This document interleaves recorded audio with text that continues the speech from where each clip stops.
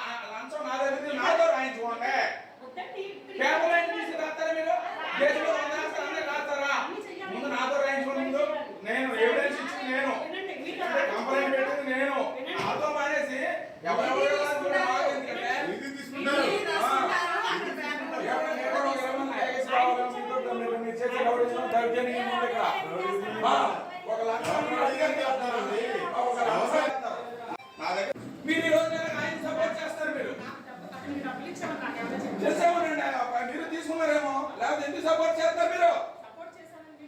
మీరు అలాగే మాట్లాడతారు.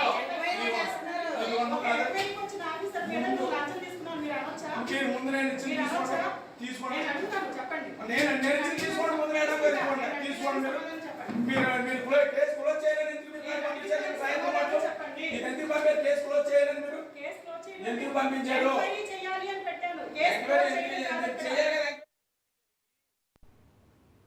గుంటూరు జిల్లా తెనాలి 3 టౌన్